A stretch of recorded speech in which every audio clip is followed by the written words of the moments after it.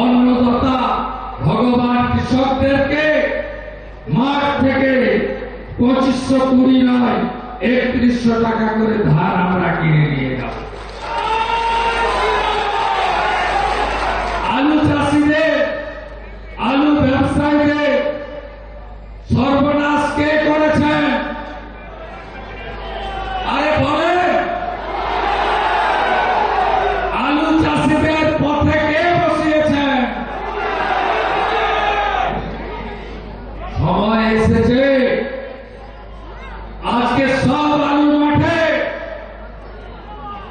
আলুর যখন দাম হয় আপনি ভাবতে পারেন পাকিস্তান ভারতের সীমান্তে বিএসএফ সেনা থাকবে, বাংলাদেশ ভারতের সীমান্তে কাঁটাতারের বেড়া থাকবে, বিএসএফ থাকবে, ঝাড়খণ্ডের বর্ডার, উড়িষ্যার বর্ডার, বিহারের বর্ডার, আসামের বর্ডার বন্ধ করে আলু চাষিদের পেটে লাথি মারার নামকে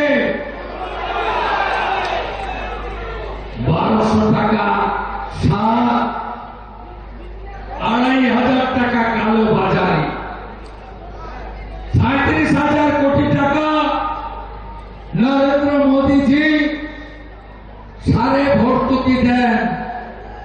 আর তৃণমূলের চোরেরা কালোবাজারিদের সঙ্গে আঘাত করে আজকে সারগুলো ব্ল্যাকে বিক্রি করে।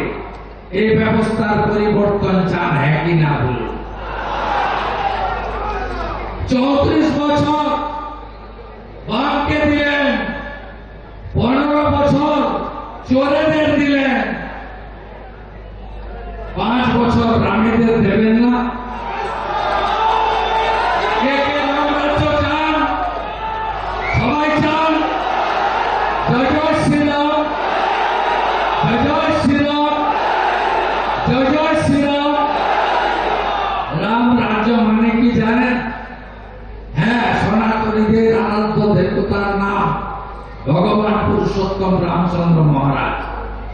কিন্তু মহারাজা রাম তিনি হলেন প্রজা কল্যাণ করার জন্য আদর্শ রাজা। আমরা ঘরে কথায় কথায় বলি না রামরাজ্য পেয়ে গেলে নাকি? সেই রামরাজ্য নরেন্দ্র মোদীজির নেতৃত্বে বিজেপি দেবে। হাতে কাজ, পেটে ভাত, মাথায় ছাপ, বিজেপির অঙ্গীকার। 15 বছর এই চোরেরা টাটাকে তাড়িয়েছে, 6,888 শিল্প ভঙ্গ হয়েছে, 19,200 স্কুলে তালা লাগিয়েছে।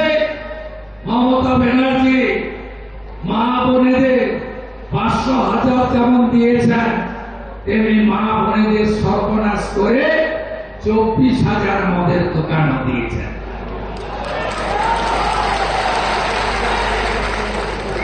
এরা সাফল্য দু জায়গায়, একটা হলো লটারির টিকিট। লটারির টিকিট আপনারা ডিআর লটারি, মেট্রোর লটারি দেখেন না? আমি বলার পরে অবশ্য এখন ভাটা পড়ে গেছে। শোল টিকিটে লটারি লাগে না, আনসোল টিকিটে লটারি লাগে।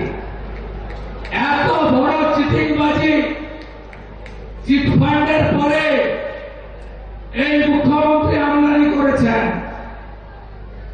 আপনি পান দোকান, চা দোকানেও 28 টাকার মদের বোতল পাবেন, আর কিছু পান আর না চান।